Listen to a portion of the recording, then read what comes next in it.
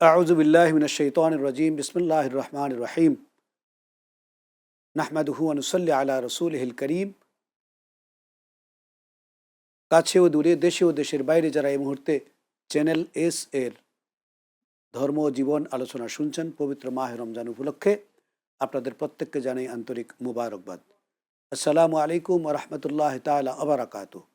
আজকে আমরা আলোচনা করব যে চরিত্র গঠনে মাহে রমাদান।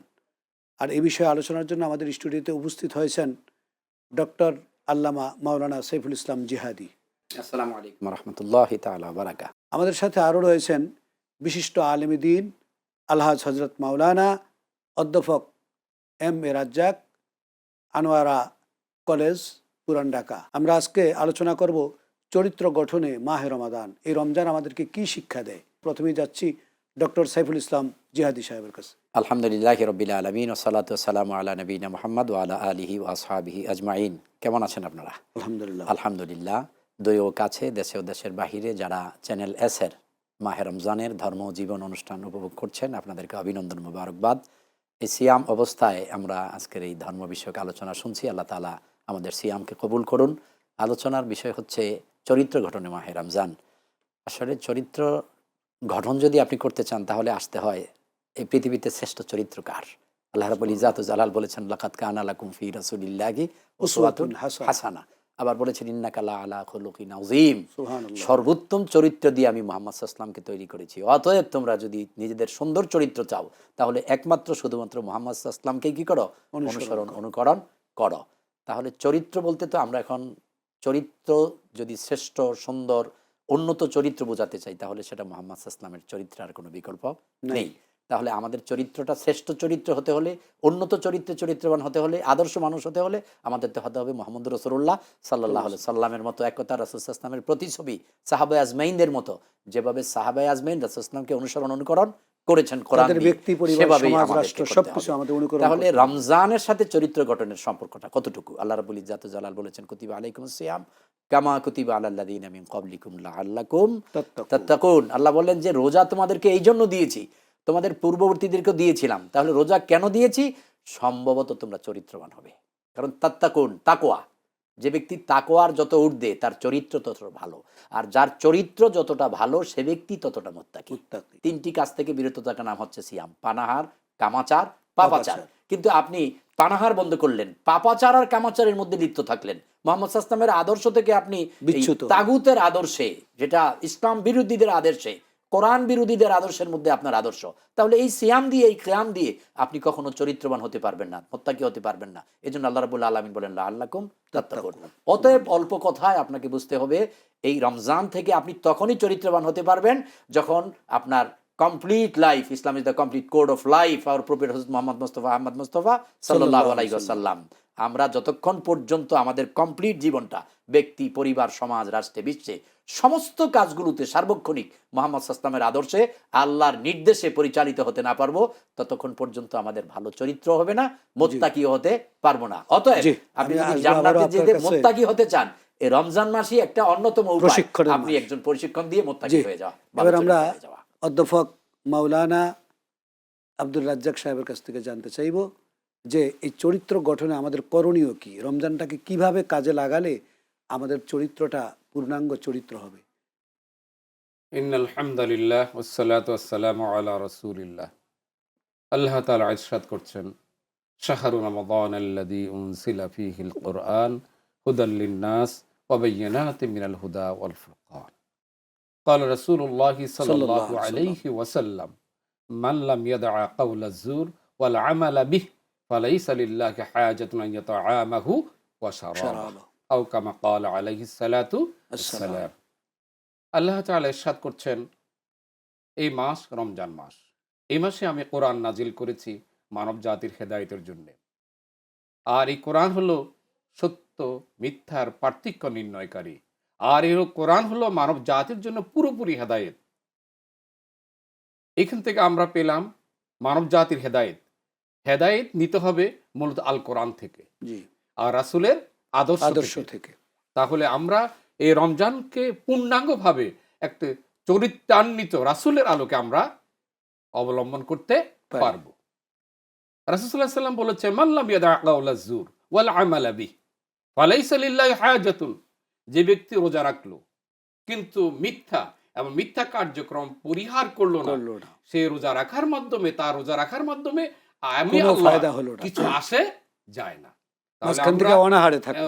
শুধু অনার থাকলো, কিন্তু তার রোজা হয়ে যাবে, কিন্তু রোজার যে গাম্ভীর্যতা সেটা সে সফলতা। সফলতা লাভ করতেই পারবে না। জি, তাহলে আমাদের এই চরিত্র যদি হয় যে আমি রোজা রাখলাম কিন্তু আমি মিথ্যা পরিহার করলাম না, আমি রোজা রাখলাম মিথ্যা কার্যক্রম পরিহার করলাম না, এই চরিত্র যদি আমরা অবলম্বন না করতে পারি, তাহলে এই রোজা সত্যিকারে যে আমাকে ইন্দ্রিয় তৃপ্তি থেকে বিরত রেখেছে, সেটা আমার জন্য সফলতা মুত্তাকি হওয়ার মতো অর্জিত হবে না। জি জি, আপনার কাছে শুনবো। আমরা এই পর্যায়ে একটা বিরতিতে যাব। সম্মানিত দর্শক, আমরা এই পর্যায়ে একটা বিরতিতে যাব। বিরতির পরে এসে ইনশাআল্লাহ বাকি আলোচনা শুনবো। আশা করি ততক্ষণ আমাদের সাথেই থাকবেন। সম্মানিত দর্শক, আমরা বিরতির পর আবারও চলে এলাম আমাদের ধর্ম জীবন আলোচনায়। আলোচনা করছিলেন অধ্যাপক এম এ রাজ্জাক সাহেব। আমি আপনার কাছ থেকে বাকি আলোচনাটি শুনবো। আমাদের জীবনটা হলো স্বল্প সময়ের জন্য। আল্লাহ তাআলা এই প্রশিক্ষণ হিসেবে মাহে রমজানকে আমাদের নিকট অবতীর্ণ করেছেন। করেছেন। আর এই শ্রেষ্ঠ নিয়ামত হলো কোরআনের কারণে মাহে রমজান কি হয়েছে? মর্যাদা হয়েছে, মর্যাদা হয়েছে। সফলতা হয়েছে, ফজিলত হয়েছে। এই মাসে কোরআন নাজিল করা হয়েছে মানব জাতির হেদায়েতের জন্য। এখন হেদায়েতের কিতাবটা কিভাবে আমরা গ্রহণ করব, এই ব্যাপারে দুই একটি কথা বলতে চাই। প্রথমত হলো আমরা যারা কোরআন জানি না অথবা কোরআন শুদ্ধ করে পড়তে পারি না, আমাদেরকে চেষ্টা অর্থাৎ কোরআন করে বিশুদ্ধভাবে একটু পড়তে হবে পড়ার জন্য এবং ব্যাখ্যা সহ পড়তে হবে। কোরআন তার তিলা তিলা। দেখে দেখে সুন্দর করে উচ্চারণের মাধ্যমে কোরআন পড়া দরকার। এক। দ্বিতীয় নম্বর হলো আল্লাহ তাআলা এই মাসে যেহেতু কোরআন নাজিল করেছেন, কি জন্য করেছেন? মানব জাতির হেদায়েতের জন্য। এই হেদায়েত গ্রহণ করতে হলে হেদায়েত বলতে আমরা বুঝি আমাদের কল্যাণের জন্য দৃঢ়ভাবে ধারণ করতে হবে। জি। আমাদের কলিজায় দৃঢ়ভাবে ধারণ করতে হবে। যেভাবে আল্লাহ তাআলা কোরআনে বলেছেন, ওয়া'তাসিমু বিহাবলিল্লাহি জামিআন ওয়া লা তাফাররাকু। তোমরা আল্লাহ রজ্জুকে দৃঢ়ভাবে ধারণ করো। রজ্জু মানে এখানে বিধানকে বিধানকে ধারণ করো। আর বিধান তো হচ্ছে কোরআনের এই বিধানকে। এখন এই বিধান ধারণ করার জন্য রমজান মাস, সিয়ামের মাস একটা মুখ্য উত্তম উদ্দেশ্য একটা সময়। রয়েছে। জি, একবার খুবই ভালো সময়। জি। এই ভালো সময়কে ব্যবহার করার জন্য কতগুলো দিক আছে। প্রথম দিক হলো শুদ্ধ করে কোরআন তেলাওয়াত করা। জি, দ্বিতীয় দিক হলো অর্থ বুঝে বুঝে পড়া।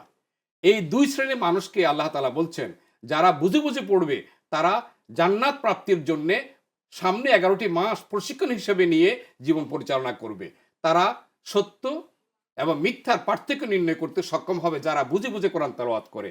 মা ফারাতনা ফিল কিতাবে মিন শাই, আমি এমন কিছু রাখি না কোরআনে বর্ণনা করি নাই। তাহলে এই থিম নিয়ে এবং এই ঈমান নিয়ে যদি আমরা এই পৃথিবীতে দ্বীন কায়েম করার জন্য চেষ্টা করি, আকিমুদ্দিন ওয়ালা তাতাফাররাকু, তোমরা দ্বীন প্রতিষ্ঠিত করো, এই রমজান মাস থেকে থিম নিতে হবে। এই চিন্তাধারা নিয়ে যদি আমরা আগামী 11টি মাস যদি আমাদের জীবনকে বাস্তবায়ন করতে পারি, তাহলে হয়তোবা আমরা জান্নাতের প্রাপ্তি হতে পারবো। রাসূলুল্লাহ সাল্লাল্লাহু আলাইহি ওয়াসাল্লাম অত্যন্ত চমৎকার ভাষায় আরেকটি কথা বলেছেন। সেই কথাটা এইভাবে বলেছেন যে আজওয়াদান নাস ওয়া কানা আজওয়াদু মা ইয়াকুনু ফি রমাদান হিনা ইলকাহু জিবরিল ওয়া কানা ইলকাহু জিবরিল ফি কুল্লি লাইলাতিন মিন রমাদান ফায়ুদারিসুল কুরআন ফারাসূলুল্লাহি সাল্লাল্লাহু আলাইহি ওয়াসাল্লাম।